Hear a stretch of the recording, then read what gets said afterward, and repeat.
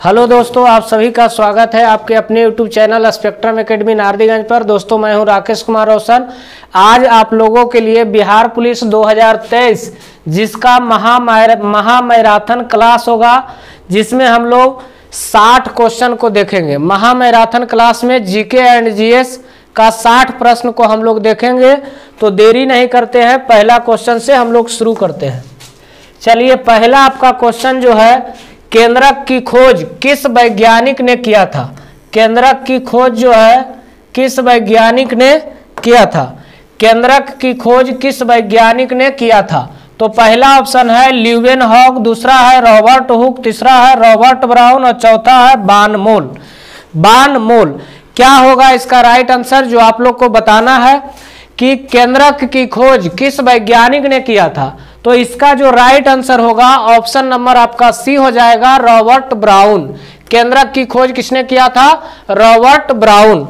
Next question है diastase enzyme किसका पाचन करता है? तो पहला ऑप्शन है आपका स्टार्च, दूसरा है कार्बोहाइड्रेट, तीसरा है प्रोटीन, चौथा है उपरोक्त में से कोई नहीं। क्या होगा इसका राइट आंसर, जो आप लोग को बताना है कि डायस्टेज एंजाइम किसका पाचन करता है। तो इसका जो राइट आंसर होगा ऑप्शन नंबर ए हो जाएगा, स्टार्च का। डायस्टेज जो एंजाइम है किसका पाचन करता है? तो स्टार्च का। नेक्स्ट क्वेश्चन है दूध का पीएच मान, जो बार बार एग्जाम में पूछता है क्वेश्चन कि दूध का पीएच मान कितना होता है। दूध का पीएच मान कितना होता है? 8.4, 7.4, 9.4, 6.4। क्या होगा इसका राइट आंसर, जो आप लोग को बताना है कि दूध का पीएच मान कितना होता है। तो इसका जो राइट आंसर होगा ऑप्शन नंबर डी आपका हो जाएगा 6.4। दूध का पीएच मान कितना होता है? 6.4। दूध का पीएच मान कितना होता है? 6.4। नेक्स्ट क्वेश्चन है उपास्थि से संबंधित अध्ययन क्या कहलाता है? उपास्थि से संबंधित जो अध्ययन होता है क्या कहलाता है? तो पहला ऑप्शन है कॉन्ड्रोलॉजी, दूसरा ऑप्शन है टेराइटोलॉजी, तीसरा ऑप्शन है पैलिनोलॉजी, चौथा ऑप्शन है बायोमेट्री। क्या होगा इसका आंसर, जो आप लोग को बताना है कि उपास्थि से संबंधित अध्ययन क्या कहलाता है। तो इसका जो राइट आंसर होगा ऑप्शन नंबर ए हो जाएगा, कॉन्ड्रोलॉजी। ऑप्शन नंबर ए हो जाएगा कॉन्ड्रोलॉजी। नेक्स्ट क्वेश्चन देखेंगे, क्वेश्चन नंबर 5। इसी तरह का टोटल आपको 60 क्वेश्चन को करेंगे, जो इसका महामैराथन क्लास है। 60 प्रश्न हम लोग देखेंगे। क्वेश्चन नंबर 5, शराब का पीएच मान कितना होता है? शराब जो होता है इसका पीएच मान कितना होता है? तो पहला ऑप्शन है 2.4, दूसरा है 3.6, तीसरा है 7 और डी में दिया हुआ है 7.4। क्या होगा इसका राइट आंसर, जो आप लोग को बताना है कि शराब का पीएच मान कितना होता है। तो शराब का पीएच मान होता है ऑप्शन नंबर ए आपका सही है, 2.8। शराब का पीएच मान कितना होता है? 2.8। नेक्स्ट क्वेश्चन है समुद्री जल का पीएच मान कितना होता है? बिहार पुलिस के लिए बहुत फेमस क्वेश्चन है, पीएच मान एक प्रश्न आता है। तो समुद्री जल का पीएच मान कितना है? तो पहला ऑप्शन है 4.5, बी में है 7.4, सी में 8.5 और डी में 9 है। क्या होगा इसका राइट आंसर, जो आप लोग को बताना है कि समुद्री जल का पीएच मान कितना होता है। समुद्री जल का पीएच मान कितना होता है? तो इसका जो राइट आंसर होगा ऑप्शन नंबर सी हो जाएगा, 8.5। समुद्री जल का पीएच मान कितना हो जाएगा? 8.5। अगर दूध का पीएच मान पूछेगा तो 6.4। दूध का पीएच मान 6.4, समुद्री जल का पीएच मान तो 8.5। चलिए नेक्स्ट क्वेश्चन देखते हैं। पेलाग्रा जो नामक रोग है किस कमी से होता है? पेलाग्रा नामक जो रोग है किसकी कमी से होता है? पेलाग्रा जो नामक रोग है किसकी कमी से होता है? तो पहला ऑप्शन है थायमिन, दूसरा ऑप्शन है कैल्सीफेरॉल, तीसरा ऑप्शन है मायोसिन, चौथा ऑप्शन है नियासिन। क्या होगा इसका राइट आंसर, जो आप लोग को बताना है कि पेलाग्रा नामक जो रोग है किसकी कमी से होता है। तो इसका जो राइट आंसर होगा ऑप्शन नंबर डी हो जाएगा, नियासिन। ऑप्शन नंबर डी होगा नियासिन। नेक्स्ट क्वेश्चन है कोयले के किस रूप में अधिकतम प्रतिशत कार्बन पाया जाता है? कोयले के किस रूप में अधिकतम प्रतिशत कार्बन पाया जाता है? तो पहला ऑप्शन है एंथ्रासाइट, दूसरा ऑप्शन है बिटुमिन्स, तीसरा ऑप्शन है पीट, चौथा ऑप्शन है लिग्नाइट। क्या होगा इसका राइट आंसर? जो आप लोग को बताना है कि कोयले के किस रूप में अधिकतम प्रतिशत कार्बन पाया जाता है, तो इसका जो राइट आंसर होगा ऑप्शन नंबर ए हो जाएगा, एंथ्रासाइट, एंथ्रासाइट। नेक्स्ट क्वेश्चन है, खरगोश में गुणसूत्रों की संख्या कितनी होती है? खरगोश जो होता है इसमें गुणसूत्र की संख्या कितना होता है? तो पहला ऑप्शन है 24, दूसरा है 48, तीसरा है 38, चौथा है 44। क्या होगा इसका राइट आंसर? जो आप लोग को बताना है कि खरगोश में गुणसूत्रों की संख्या कितनी होती है, तो इसका जो राइट आंसर होगा ऑप्शन नंबर डी हो जाएगा, 44। खरगोश में गुणसूत्रों की संख्या कितना होता है? 44 गो। नेक्स्ट क्वेश्चन है, लहसुन में तीखापन किसके कारण से होता है? लहसुन जो होता है इसमें तीखापन जो होता है किसके कारण से होता है? तो पहला ऑप्शन है एमाइलेडिन, टैनिन, मर्मोडिकोसाइप, एलाइकल प्रोप्टाइल डाइसल्फाइड। क्या होगा इसका राइट आंसर? जो आप लोग को बताना है कि लहसुन में तीखापन जो होता है किसके कारण से होता है, तो इसका जो राइट आंसर होगा ऑप्शन नंबर डी हो जाएगा, allyl propyl disulphide. Next question है, हाइड्रा में गुणसूत्रों की संख्या कितनी होती है? खरगोश में गुणसूत्रों की संख्या कितना होता है? अभी बताए हैं 44 गो। हाइड्रा में गुणसूत्रों की संख्या कितना होता है? तो पहला ऑप्शन है 24, दूसरा ऑप्शन है 48, तीसरा ऑप्शन है 38, चौथा ऑप्शन है 32। क्या होगा इसका राइट आंसर? जो आप लोग को बताना है कि हाइड्रा में गुणसूत्रों की संख्या कितनी होती है, तो इसका जो राइट आंसर होगा ऑप्शन नंबर डी हो जाएगा, 32 गो। हाइड्रा में गुणसूत्रों की संख्या कितनी होती है? 32 गो। खरगोश में गुणसूत्रों की संख्या कितनी होती है? 44 गो। मनुष्य में गुणसूत्रों की संख्या कितनी होती है? तो 46 गो। नेक्स्ट क्वेश्चन है, कंप्यूटर में प्रयुक्त आईसी जो चिप होता है किससे बनी होती है? कंप्यूटर में प्रयुक्त आईसी चिप किससे बनी होती है? तो पहला ऑप्शन है तांबा, दूसरा सिलिकॉन, तीसरा स्टील, चौथा प्लास्टिक। क्या होगा इसका राइट आंसर? जो आप लोग को बताना है कि कंप्यूटर में प्रयुक्त आईसी चिप्स किससे बनी होती है, तो इसका जो राइट आंसर होगा ऑप्शन नंबर बी हो जाएगा, सिलिकॉन। कंप्यूटर में आईसी चिप्स किसके द्वारा बनाया जाता है? सिलिकॉन के द्वारा। नेक्स्ट क्वेश्चन है, निम्नलिखित खनिजों में से किस एक में मुख्यतः सिलिका होता है? निम्नलिखित खनिजों में से किस एक में मुख्यतः सिलिका होता है? तो पहला ऑप्शन है माइका, दूसरा है क्वार्ट, तीसरा ऑप्शन है ओलिविन, चौथा ऑप्शन है पायरोक्सिन। क्या होगा इसका राइट आंसर? जो आप लोग को बताना है कि निम्नलिखित खनिजों में से किस एक में मुख्यतः सिलिका होता है, तो इसका जो राइट आंसर होगा ऑप्शन नंबर बी हो जाएगा, क्वार्ट। ऑप्शन नंबर बी हो जाएगा, क्वार्ट। नेक्स्ट क्वेश्चन है, गाय का वैज्ञानिक नाम क्या है? गाय का वैज्ञानिक नाम क्या है? गाय का वैज्ञानिक नाम क्या है? तो पहला ऑप्शन है लैक्ट्रिलिया, कैनिस फैमिलियरिस, बॉस इंडिकस, बुबालिस। क्या होगा इसका राइट आंसर? जो आप लोग को बताना है कि गाय का वैज्ञानिक नाम क्या है। तो गाय का जो वैज्ञानिक नाम है इसका जो राइट आंसर होगा ऑप्शन नंबर सी हो जाएगा, बॉस इंडिकस। गाय का वैज्ञानिक नाम क्या है? Bos indicus. अगर मनुष्य का वैज्ञानिक नाम पूछेगा तो होमो सैपियंस। मनुष्य का वैज्ञानिक नाम क्या है? Homo sapiens. तो गाय का वैज्ञानिक नाम क्या है? तो बॉस इंडिकस। अगर भैंस का वैज्ञानिक नाम पूछेगा तो बुबालिस। भैंस का वैज्ञानिक नाम पूछेगा तो बुबालिस। गाय का वैज्ञानिक नाम बॉस इंडिकस। नेक्स्ट क्वेश्चन है, लाह जो है, लाह उत्पन्न होता है, लाह उत्पन्न होती है पेड़ों की छाल से, कीटों के मल पदार्थ से, कीटों के शरीर से, श्रावण से, कीटों के अंडाशय से। क्या होगा इसका राइट आंसर? जो आप लोग को बताना है कि लाह उत्पन्न होती है। लाह किससे उत्पन्न होती है? तो इसका जो राइट आंसर होगा ऑप्शन नंबर सी हो जाएगा, कीटों के शरीर से, श्रावण से। कीटों के शरीर के श्रावण से लाह उत्पन्न होता है। नेक्स्ट क्वेश्चन है, लार में कौन सा एंजाइम पाया जाता है? लार में कौन सा एंजाइम पाया जाता है? जो लार होता है उसमें कौन सा एंजाइम पाया जाता है? तो पहला ऑप्शन है रेनिन, दूसरा ऑप्शन है टाइलिन, तीसरा ऑप्शन है टेनिन, चौथा ऑप्शन है रेजिन। क्या होगा इसका राइट आंसर जो आप लोग को बताना है कि लार में कौन सा एंजाइम पाया जाता है? तो इसका जो राइट आंसर होगा ऑप्शन नंबर बी हो जाएगा, टाइलिन। लार में कौन सा एंजाइम पाया जाता है? टाइलिन। नेक्स्ट क्वेश्चन है, अधिकतम पोषण तत्व, अधिकतम पोषण तत्व रक्त में कहां से अवशोषित किए जाते हैं?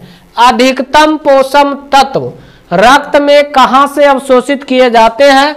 तो इसका जो ऑप्शन है, पहला बड़ी आंत है, दूसरा मुंह है, तीसरा छोटी आंत है, चौथा पेट है। क्या होगा इसका राइट आंसर जो आप लोग को बताना है कि अधिकतम पोषण तत्व रक्त में कहां से अवशोषित किए जाते हैं? तो इसका जो राइट आंसर होगा ऑप्शन नंबर सी हो जाएगा, छोटी आंत। किस आंत में? छोटी आंत में। नेक्स्ट क्वेश्चन है, गति प्रेरक, गति जो प्रेरक है किससे संबंधित है? गति प्रेरक किससे संबंधित है? तो इसका पहला ऑप्शन है गुर्दा, दूसरा है मस्तिष्क, तीसरा है हृदय, चौथा है फेफड़ा। तो गति प्रेरक जो है किससे संबंधित है? तो इसका जो राइट आंसर होगा ऑप्शन नंबर सी आपका होगा, हृदय से। गति प्रेरक किससे संबंधित है? हृदय से। गति प्रेरक जो है किससे संबंधित है? हृदय से। नेक्स्ट क्वेश्चन है, एक स्वस्थ वयस्क मनुष्य, एक स्वस्थ वयस्क मनुष्य को रोजाना अपने भोजन में कार्बोहाइड्रेट लेना चाहिए। एक स्वस्थ वयस्क मनुष्य को रोजाना अपने भोजन के रूप में कार्बोहाइड्रेट कितना ग्राम लेना चाहिए? तो पहला ऑप्शन है 100 से 200 ग्राम, 400 से 500 ग्राम, 700 से 900 ग्राम, इनमें से कोई नहीं। क्या होगा इसका राइट आंसर जो आप लोग को बताना है कि एक स्वस्थ वयस्क मनुष्य को रोजाना अपने भोजन में कार्बोहाइड्रेट कितना ग्राम लेना चाहिए? तो इसका जो राइट आंसर होगा ऑप्शन नंबर बी हो जाएगा, 400 से कितना ग्राम? 500 ग्राम तक कार्बोहाइड्रेट स्वस्थ व्यक्ति को लेना चाहिए, 400 से 500 कार्बोहाइड्रेट प्रति ग्राम। किस शारीरिक प्रक्रम से, किस शारीरिक प्रक्रम में से थॉम्ब्रिन का संबंध है? थॉम्ब्रिन जो है, थॉम्ब्रिन जो प्रक्रम है किससे संबंधित है? तो पहला ऑप्शन है उत्सर्जन से, रक्त जमाव से, प्रजनन से, वृद्धि से। क्या होगा इसका राइट आंसर जो आप लोग को बताना है कि किस शारीरिक प्रक्रम में से थॉम्ब्रिन का संबंध है? तो इसका जो राइट आंसर होगा ऑप्शन नंबर बी हो जाएगा, रक्त जमाव से है। किससे है? रक्त जमाव से है। नेक्स्ट क्वेश्चन है, स्वस्थ मनुष्य में, एक स्वस्थ मनुष्य में प्रति मिनट हृदय स्पंदन कितना होता है? एक स्वस्थ मनुष्य में प्रति मिनट हृदय स्पंदन कितना बार होता है? तो पहला ऑप्शन है 58 बार, दूसरा ऑप्शन है 67 बार, तीसरा ऑप्शन है 72 बार, चौथा ऑप्शन है 90 बार। क्या होगा इसका राइट आंसर जो आप लोग को बताना है कि स्वस्थ मनुष्य में प्रति मिनट हृदय का स्पंदन जो होता है कितना बार होता है? तो इसका जो राइट आंसर होगा ऑप्शन नंबर सी हो जाएगा, 72 बार। कितना बार प्रति मिनट हृदय स्पंदन करता है? 72 बार। नेक्स्ट क्वेश्चन है, मानव शरीर में पाचन का अधिकांश भाग, मानव शरीर में पाचन का अधिकांश भाग किस अंग में संपन्न होता है? मानव शरीर में पाचन का अधिकांश भाग किस अंग में संपन्न होता है? तो पहला ऑप्शन है पैंक्रियाज, दूसरा ऑप्शन है बड़ी आंत, तीसरा ऑप्शन है छोटी आंत, चौथा ऑप्शन है आमाशय। क्या होगा इसका राइट आंसर जो आप लोग को बताना है कि मानव शरीर में पाचन का अधिकांश भाग किस अंग में संपन्न होता है? तो इसका जो राइट आंसर होगा ऑप्शन नंबर सी हो जाएगा, छोटी आंत में। किस आंत में? छोटी आंत में। नेक्स्ट क्वेश्चन है, श्वसन क्रिया का नियंत्रण, श्वसन क्रिया का नियंत्रण किसके द्वारा नहीं होता है? श्वसन क्रिया का जो नियंत्रण है किसके द्वारा नहीं होता है? तो पहला ऑप्शन है केंद्रीय तंत्रिका तंत्र, इसके द्वारा तो होता है श्वसन क्रिया। दूसरा ऑप्शन है पैरासिम्पैथेटिक तंत्रिका तंत्र, इसके द्वारा भी होता है।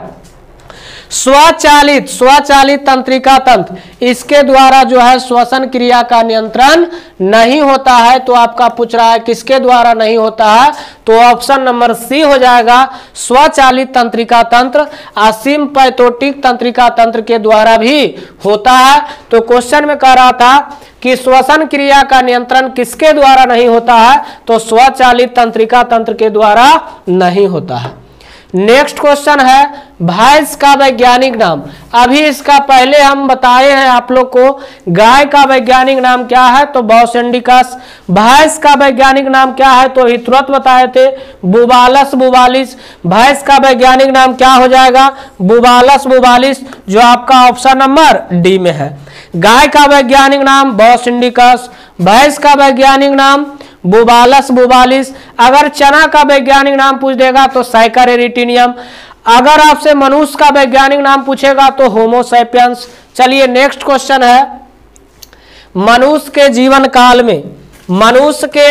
काल में कितने दांत 2 बार विकसित होते हैं। मनुष्य के जो जीवन काल है इसमें कितने जो दांत होते हैं 2 बार विकसित होते हैं। तो पहला ऑप्शन है 4 दांत, दूसरा है 12 दांत, तीसरा है 20 दांत, चौथा है 28 दांत। क्या होगा इसका राइट आंसर, जो आप लोग को बताना है कि मनुष्य के जीवन काल में कितने दांत 2 बार विकसित होते हैं। तो इसका जो राइट आंसर होगा सी हो जाएगा। कितने बार, 20 दांत। 20 दांत, कितने दांत 2 बार विकसित होते हैं, तो 20 दांत जो है 2 बार विकसित होता है। नेक्स्ट क्वेश्चन है हिस्टोलॉजी किससे संबंधित है। हिस्टोलॉजी है किससे संबंधित है, तो पहला ऑप्शन है उत्तक से, विषाणु से, जीव द्रव से, कोशिका से। क्या होगा इसका राइट आंसर, जो आप लोग को बताना है कि हिस्टोलॉजी किससे संबंधित है, तो इसका जो राइट आंसर होगा ऑप्शन नंबर ए हो जाएगा, उत्तक से। नेक्स्ट क्वेश्चन है घाव का अध्ययन क्या कहलाता है। घाव का अध्ययन जो है क्या कहलाता है, घाव का अध्ययन क्या कहलाता है। पहला ऑप्शन है कालोलॉजी, ऑन्कोलॉजी, ट्रोमेटोलॉजी, डर्मेट्रोलॉजी। तो घाव का अध्ययन क्या कहलाता है, इसका क्या होगा आंसर, जो आप लोग को बताना है कि घाव के अध्ययन, घाव को ट्रीटमेंट किया जाता है तो घाव का जो अध्ययन होगा ट्रोमेटोलॉजी होगा। इसको याद रखना है कि घाव का अध्ययन को क्या कहते हैं, ट्रोमेटोलॉजी। कैंसर के अध्ययन को क्या कहते हैं, ओंकोलॉजी। कैंसर के अध्ययन को क्या कहते हैं, ओंकोलॉजी। छिपकलियों का अध्ययन को क्या कहते हैं, सेरोलॉजी। आप छिपकलियों के अध्ययन को क्या कहते हैं, सेरोलॉजी। एपी कल्चर में किसका अध्ययन किया जाता है, मधुमक्खी का। रेशम कीट का अध्ययन क्या कहलाता है, सेरीकल्चर। नेक्स्ट क्वेश्चन है घोड़ा, घोड़ा नहीं है घोड़ा है। घोड़ा का वैज्ञानिक नाम क्या है, घोड़ा का वैज्ञानिक नाम क्या है, तो पहला ऑप्शन है एफिलास indica, Platanista gangetica, Equus caballus, Equus asinus. क्या होगा इसका राइट आंसर, जो आप लोग को बताना है। अभी तक हमने आपको बताया 4 वैज्ञानिक नाम। पहला गाय का वैज्ञानिक नाम बॉस इंडिकस, चना का वैज्ञानिक नाम साइकरेरिटिनियम, उसके बाद बताए भैंस का वैज्ञानिक नाम भी बता दिए हैं। लास्ट में आपको देख रहे हैं घोड़ा का वैज्ञानिक नाम। तो घोड़ा का जो वैज्ञानिक नाम होगा, इसका जो राइट आंसर होगा इक्वस कैवेलस, इक्वस कैवेलस। घोड़ा का वैज्ञानिक नाम क्या होगा, इक्वस कैवेलस, इक्वस कैवेलस। नेक्स्ट क्वेश्चन है कैंसर, कैंसर संबंधी रोगों का अध्ययन क्या कहलाता है। तो पहला ऑप्शन है न्यूरोलॉजी, दूसरा ऑप्शन है ऑर्गेनोलॉजी, तीसरा ऑप्शन है ओंकोलॉजी, चौथा ऑप्शन है सीरोलॉजी। अभी हम बताए हैं कि अध्ययन को क्या कहते हैं। तो कैंसर के अध्ययन का अभी हम आंसर बताए थे कि कैंसर के अध्ययन को ऑंकोलॉजी कहा जाता है। कैंसर के संबंधी रोगों के अध्ययन को क्या कहा जाता है, ओंकोलॉजी कहा जाता है। नेक्स्ट क्वेश्चन है वंशागति के नियमों के अध्ययन को क्या कहते हैं। वंशागति के नियमों के अध्ययन को क्या कहते हैं। तो पहला ऑप्शन है वर्गीकरण विज्ञान, कोशिका विज्ञान, अनुवांशिकी, पारिस्थितिकी। क्या होगा इसका राइट आंसर जो आप लोग को बताना है कि वंशागति के नियमों के अध्ययन को क्या कहते हैं। तो इसका जो राइट आंसर होगा ऑप्शन नंबर सी हो जाएगा, अनुवांशिकी। अनुवांशिकी। नेक्स्ट क्वेश्चन है तितलियों। तितलियों का अध्ययन क्या कहलाता है? तितलियों का जो अध्ययन है क्या कहलाता है? तो पहला ऑप्शन है इक्थियोलॉजी, दूसरा ऑप्शन है नियोंटोलॉजी, तीसरा ऑप्शन है लैपिडेटोरियोलॉजी, पॉलिनोलॉजी। क्या होगा इसका राइट आंसर जो आप लोग को बताना है कि तितलियों के अध्ययन को क्या कहते हैं। तो इसका जो राइट आंसर होगा ऑप्शन नंबर सी हो जाएगा, लैपिडेटेरियोलॉजी। लैपिडेटेरियोलॉजी।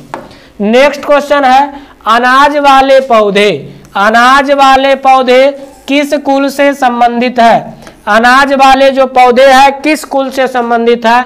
तो पहला ऑप्शन है मालवेसी, सोलेनेसी, ग्रेमिनी, क्रूसीफेरी।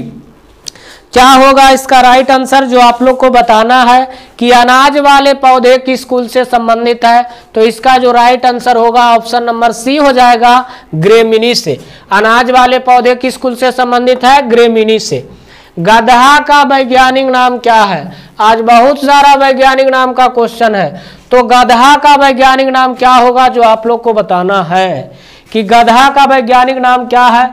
तो पहला ऑप्शन है एफिलास इंडिका, प्लैटिनिस्ट गैंगेटिका, इक्वस कैवेलियस, इक्वस आसिनस। क्या होगा इसका राइट आंसर जो आप लोग को बताना है कमेंट बॉक्स में कि गधा का वैज्ञानिक नाम क्या है। तो इसका जो राइट आंसर होगा ऑप्शन नंबर डी आपका हो जाएगा, गधा का वैज्ञानिक नाम इक्विवास आसिन्स है, इक्विवास आसिन्स। नेक्स्ट क्वेश्चन है गेहूं के पौधे। गेहूं के पौधे का वानस्पतिक नाम क्या है? गेहूं के पौधा जो होता है इसका वानस्पतिक नाम क्या है? तो पहला ऑप्शन है जियामेज, दूसरा ऑप्शन है ओरिजा सैटाइवा, होर्डियम बुलियोगर, ट्रिटिकम एसटिवम। क्या होगा इसका राइट आंसर जो आप लोग को बताना है कि गेहूं के वनस्पति का वैज्ञानिक नाम क्या है। तो इसका जो राइट आंसर होगा ऑप्शन नंबर डी हो जाएगा, ट्रिटिकम एस्टिवम। गेहूं का वैज्ञानिक नाम क्या है? Triticum aestivum. नेक्स्ट क्वेश्चन है दलहनी पौधे संबंधित है। दलहनी जो पौधा है किससे संबंधित है? तो पहला ऑप्शन है कंपोजिटी से, सोलोनेसी से, लेग्यूमिनोसी से, ग्रेमिनेसी से। क्या होगा इसका राइट आंसर जो आप लोग को बताना है कि दलहनी पौधे संबंधित है। तो इसका जो राइट आंसर होगा ऑप्शन नंबर सी हो जाएगा, लेग्यूमिनेसी से, लेग्यूमिनेसी से।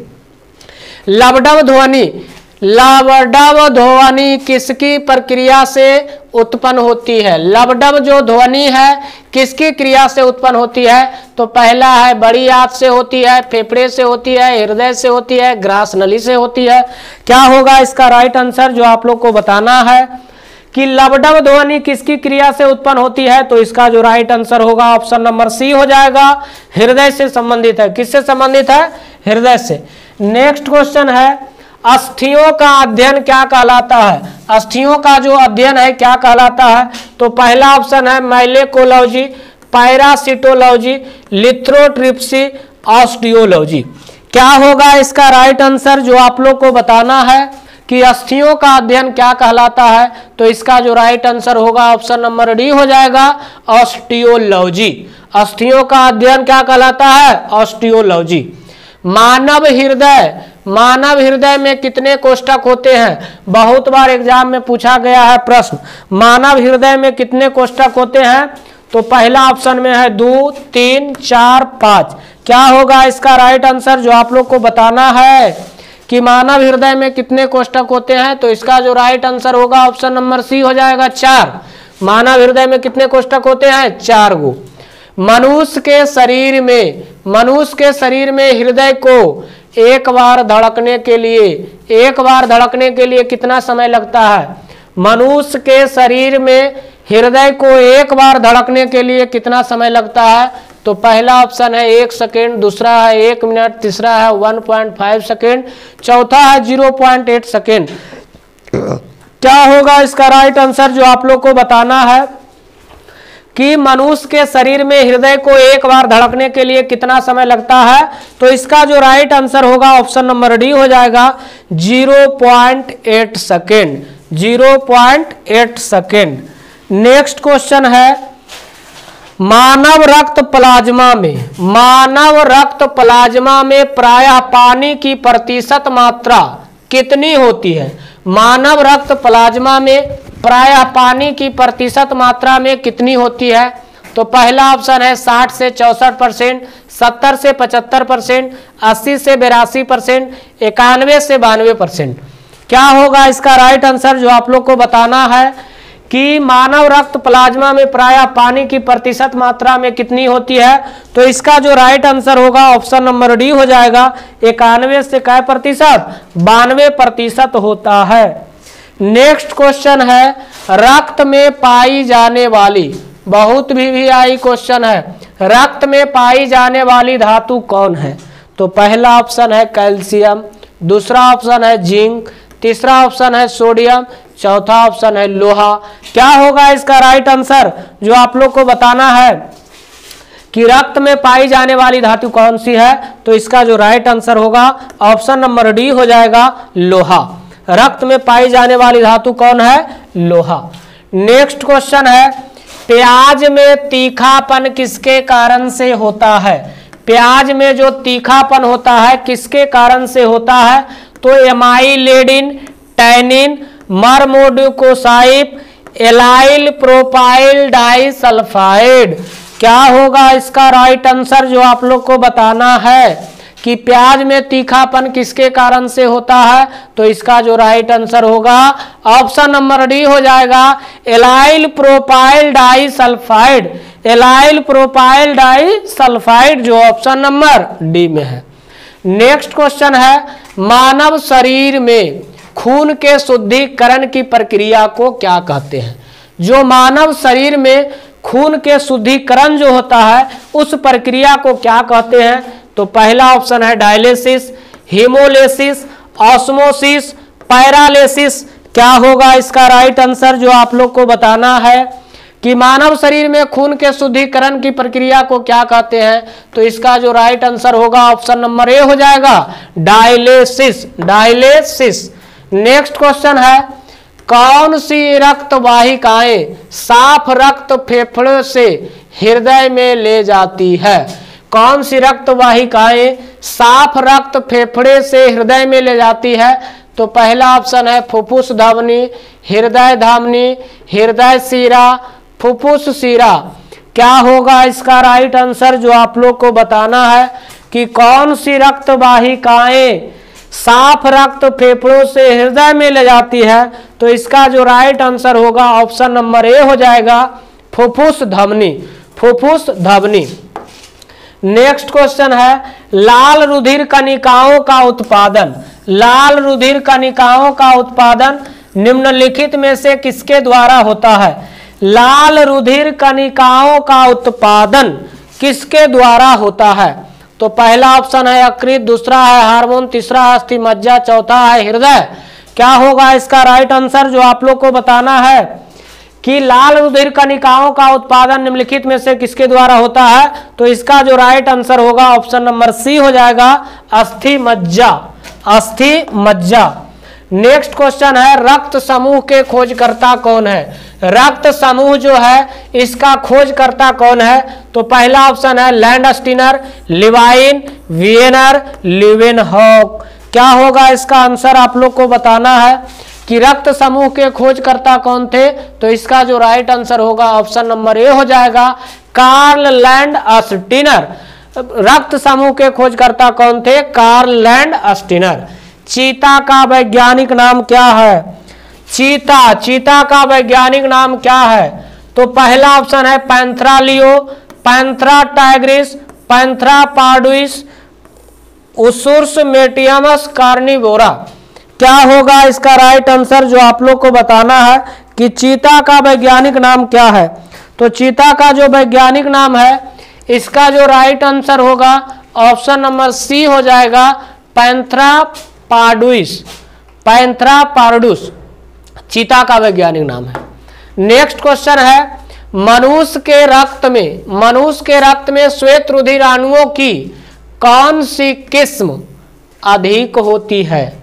तो पहला ऑप्शन है इओसिनोफिल्स, वेसोफिल्स, लिम्फोसाइट्स, न्यूट्रोफिल्स। क्या होगा इसका राइट आंसर जो आप लोग को बताना है कि मनुष्य के रक्त में श्वेत रक्त रुधिराणुओं की कौन सी किस्म अधिक होती है? तो इसका जो राइट आंसर होगा ऑप्शन नंबर डी हो जाएगा, neutrophils. Option number D, neutrophils. Next question है तंत्रिका तंत्र की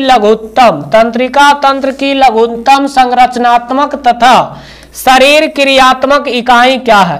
तंत्रिका तंत्र की लघुत्तम संरचनात्मक तथा क्रियात्मक इकाई क्या है? तो पहला ऑप्शन है सेंट्रोन, डेंड्रोन, एक्सॉन, न्यूरॉन। क्या होगा इसका राइट आंसर जो आप लोग को बताना है कि तंत्रिका तंत्र की लघुत्तम संरचनात्मक तथा शरीर क्रियात्मक इकाई कौन है? तो इसका जो ऑप्शन नंबर डी है ये सही होगा, neuron. Option number D, neuron. Next question है सबसे बड़ा कूल क्या है? सबसे बड़ा कूल है, पहला ऑप्शन है लिलिएसी, सोलेनेसी, कुकुरबिटेसी, कंपोजिटी। क्या होगा इसका राइट आंसर जो आप लोग को बताना है कि सबसे बड़ा कूल क्या है? तो इसका जो राइट आंसर होगा ऑप्शन नंबर डी हो जाएगा, कंपोजिटी। अभी हम लोग 50 क्वेश्चन को कंप्लीट किए हैं, 10 क्वेश्चन इसमें और बच रहा है, उसको हम लोग देखते हैं क्वेश्चन नंबर 51 को। क्वेश्चन नंबर 51, मूंगफली का वानस्पतिक नाम क्या होता है? मूंगफली का वानस्पतिक नाम होता है, पहला ऑप्शन है ग्लाइसिन मैक्स, डोलिकोस लैब, एराइकिस हाइपोजिया, फेमिस ओलर्स रेडियसर। क्या होगा इसका राइट आंसर जो आप लोग को बताना है कि मूंगफली का वानस्पतिक नाम क्या है? तो इसका जो राइट आंसर होगा ऑप्शन नंबर सी हो जाएगा, एराइकस हाइपोजिया। मूंगफली का वानस्पतिक नाम क्या होता है? एराइकस हाइपोजिया। नेक्स्ट क्वेश्चन है निम्नलिखित में से किसने भारी पानी की खोज किया था? भारी पानी की खोज किसने किया था? Heinrich Hertz, H C. Urey, Joseph Priestley, G Mendel. क्या होगा इसका राइट आंसर जो आप लोग को बताना है कि निम्नलिखित में से किसने भारी पानी की खोज किया था? तो इसका जो राइट आंसर होगा ऑप्शन नंबर बी हो जाएगा, एच.सी. यूरो। भारी पानी की खोज किसने किया था? एच.सी. यूरो। भारी जल क्या है? तो भारी जल को कहते हैं ड्यूटेरियम ऑक्साइड। भारी जल क्या है? ड्यूटेरियम ऑक्साइड, जो आपका ऑप्शन नंबर सी है। भारी जल क्या है? Deuterium oxide. नेक्स्ट क्वेश्चन है भालू का वैज्ञानिक नाम बताना है। भालू का वैज्ञानिक नाम क्या है? आज थोड़ा क्वेश्चन हार्ड है, बहुत वैज्ञानिक नाम इसमें आया है। भालू का वैज्ञानिक नाम बताइए क्या होगा? तो पहला ऑप्शन है Panthera leo, Panthera tigris, Panthera pardus, Ursus maritimus Carnivora बेरा। क्या होगा इसका राइट आंसर जो आप लोग को बताना है कि भालू का वैज्ञानिक नाम क्या है? तो इसका जो राइट आंसर होगा ऑप्शन नंबर डी हो जाएगा, Ursus maritimus Carnivora. Next question है निम्न में से कौन ऊर्जा प्रदान नहीं करता है? निम्न में से कौन जो है ऊर्जा प्रदान नहीं करता है? निम्न में से कौन ऊर्जा प्रदान नहीं करता है? इसका जवाब आप लोग को कमेंट बॉक्स में लिखना होगा। निम्न में से कौन ऊर्जा प्रदान नहीं करती है? तो पहला ऑप्शन है प्रोटीन, दूसरा है विटामिन, तीसरा है वसा, चौथा है कार्बोहाइड्रेट। इसका जवाब आप लोग को कमेंट बॉक्स में बताना है कि निम्न में से कौन ऊर्जा प्रदान नहीं करता है। चलिए नेक्स्ट क्वेश्चन है स्लैग नाम। स्लैग जो नाम है किससे दिया जाता है? स्लैग नाम किसे दिया जाता है? तो पहला ऑप्शन है गलित लौह, गलित सैंड, गलित एल्यूमिना से, गलित सिलिकेट से। क्या होगा इसका राइट आंसर जो आप लोग को बताना है कि स्लैग नाम किसे दिया जाता है? तो इसका जो राइट आंसर होगा ऑप्शन नंबर डी हो जाएगा, गलित सिलिकेट से, गलित सिलिकेट। प्रेरक कौशल मस्तिष्क के कौन से भाग के साथ संबंधित है? प्रेरक कौशल मस्तिष्क के कौन से भाग से संबंधित है? तो पहला ऑप्शन आपका है ललाट भाग, भीतीय पाली, लौकिक भाग, पश्चाकपल भाग। क्या होगा इसका राइट आंसर जो आप लोग को बताना है कि प्रेरक कौशल मस्तिष्क के कौन से भाग के साथ संबंधित है? तो इसका जो राइट आंसर होगा ऑप्शन नंबर ए हो जाएगा ललाट भाग। ऑप्शन नंबर ए हो जाएगा ललाट भाग। नेक्स्ट क्वेश्चन है निम्नलिखित में से किससे खुला नाड़ी संबंधित तंत्र होता है? निम्नलिखित में से किससे खुला नाड़ी संबंधित तंत्र होता है? निम्नलिखित में से किसे खुला नाड़ी संबंधित तंत्र होता है? तो पहला ऑप्शन है काकरोच, दूसरा है मनुष्य, तीसरा है चूहा, चौथा है पक्षी।